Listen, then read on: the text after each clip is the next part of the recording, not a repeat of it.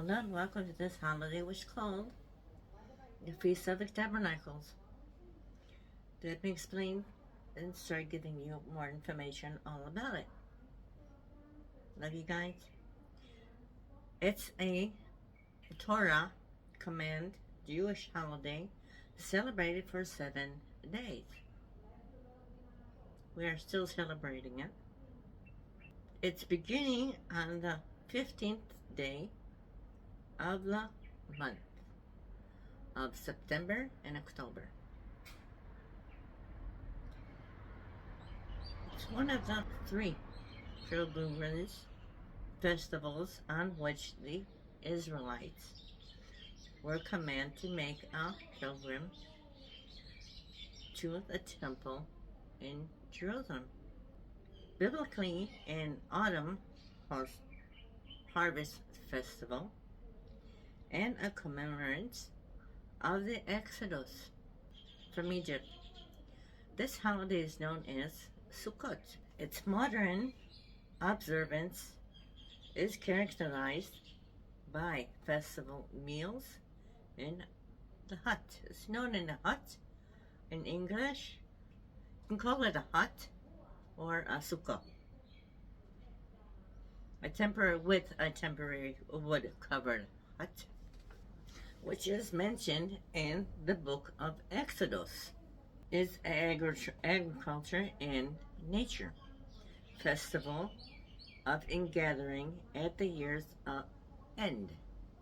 In Exodus 34:22, you shall observe the festival of weeks, the first fruits of wheat harvest, and the festival of ingathering at the turn of the year, and marks the end of the harvest time, and thus of the agriculture year in the land of Israel. Now, it's not only celebrated in Israel, celebrated among Jewish Israelites. By that time, as we all got to know, it wasn't only about Jewish. And yeah, some actually celebrate in the world. The more elaborate religious significance from the book of Leviticus is that of commemorating the Exodus.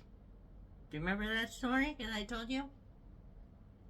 And the independence of the Israelites on the will of God.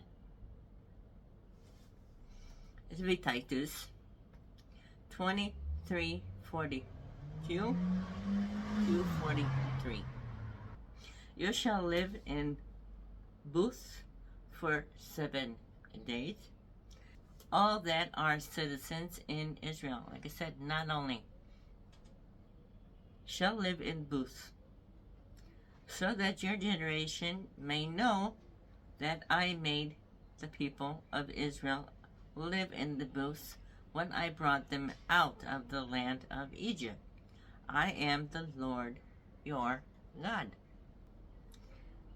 As an extension of its harvest festival community roots, the idea of welcoming all guests and extending hospitality is to the celebration of actual and symbolic guests in Aramaic are invited to participate by visiting the Sukkah. Specifically, 7 forefathers of the Jewish people are to be welcomed during the 7 days of the festival. In this order: day 1, Abraham; day 2, Isaac; day 3, Jacob; day 4, Moses; day 5, Aaron, his brother; day 6, Joseph; day 7, David. This holiday lasts 7 days. The first day and the second day in the diaspora is Shabbat, then Sabbath, like holiday when work is forbidden, on the 7th day, the 7th day of rest. This is followed by intermediate days called the Moed. It means in Hebrew, explanation, it means the rest of the week is the holiday. Everybody goes to work normal. Some actually even take, close, they shut down the businesses and keep on, they actually go and take to the family and the children and actually go travel around. It could be in Europe, it could be in Israel, during which certain work is permitted. It's a choice. This festival is closed with another Sabbath-like holiday called One Day of the Land of Israel. 2 days in the diaspora, where the second day is called Simchat Torah, which is coming up. I'll put that in another video. On each day of this holiday, it's a deed or commandment to dwell in the sukkah and to perform a shaking ceremony with a lulav. It's a palm frond, then bound with myrtle and willow, and an etrog, which is the fruit of a citron tree, collectively known as the 4 species. Very fragile shelter and the now 3-item lulav, etrog, and the revived Simchat Bet Shoeva celebration focus on the water and the rainfall of the holidays.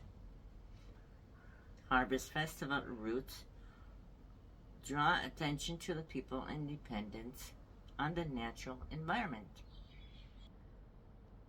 which shares a similarity with older Canaanite New Year Harvest Festival, which includes a 7-day celebration with sacrifice reminiscent of those in Numbers 29:13 and 38. You shall offer a burnt offering and offering the fire, a pleasing order to the Lord. 13 young bulls, ram, 14 male lambs, a year old. They shall be without blemish. Their grain offering shall be of choice flour mixed with oil, 3/10 of an ephah of each of the 13 bulls, 2/10 of each of the 2 rams, and 1/10 of for each of the 14 lambs. Also 1 male goat for a sin offering, in addition to the regular burnt offering, its grain offering, and its drink offering. 38 says, also 1 male for a sin offering, in addition to the regular burnt offering, and its grain offering, to its drink offering, and dwelling of branches, as well as processing with branches. The earliest reference in the Bible, Exodus 23:16, says, You shall observe the festival of harvest of the first fruits of your labor, of what you saw, SOW, in the field. You shall observe the festival of ingathering at the end of the year, when you gather in from the field of the fruit of your labor. Make no mention of this holiday, instead referring to it as the festival of ingathering at the end of the year, when you gather in the result of your work from the field, suggesting an agriculture organ, which is mentioned in the Gezel's calendar. which is a small lime tablet with an early Canaanite inscription discovered in 1908 by an Irish agriculture R.A. Stewart McAllister in the ancient city of Gezel, 20 miles west of Jerusalem. Gezel, the archaeological site, of which I had planned going there during the COVID, but I couldn't, because at the end of COVID here in Israel, the whole entire Israeli land was closed off. It really shut down. That's why I couldn't go. But I will. I have plans on going there. It's among my list of places where to go. It's commonly dated to the 10th century BCE, Roman. Although the excavation wasn't. Stratified means archaeological. Some scholars are divided as to whether the language is Philistine or Hebrew, and whether the script is Philistine or Pro-Canaanite, or Paleo-Hebrew. Paleo-Hebrew means is the writing system found in Canaanite and Aramaic inscriptions, including pre-Bible and Biblical Hebrew, from South Canaan, also known as the biblical kingdoms of Israel, Samaria, and Judea. It's considered to be the script used to record the original text of the Bible, due to its similarity and the Samaritan script. The Talmud, the study of the Bible, states that the Samaritans still used this script, which described it as a Livona, a script, a Jewish Babylon, Aramaic, translated by some as Lebanon script. It's also being suggested that the name is a corrupted form with the letters Nun and Lemid, accidentally swapped off Neapolitan of Nablus. Use of the term Paleo-Hebrew alphabet for the script follows suggestion by Solomon Birnbaum, who in 1954 argued that to apply the term Philistine from northern Canaan, today's Lebanon, to the script of Hebrews from southern Canaan, today's Israel, Palestine, is hardly suitable.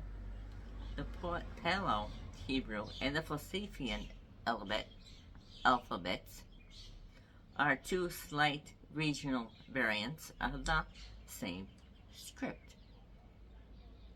The first Paleo-Hebrew inscriptions identified in modern times was the Royal Stuart inscription, found in 1870 and described at the time as two large ancient Hebrew inscriptions in Philistine letters. Fewer than 2,000 inscriptions are known today, of which the vast majority comprise just a single letter or word. The earliest known example of Paleo-Hebrew writing dates to the 10th century BCE. Like Philistine alphabets, it's a slight regional variant and an immediate continuation of the Canaanite script, which was used throughout Canaan and the late Bronze Age. The Phocaean Hebrew and all of their sister Canaanite languages were largely distinguishable dialects before that time. The Paleo-Hebrew script is a abjad of 22 consonantal letters, actually as other Canaanite scripts from this period.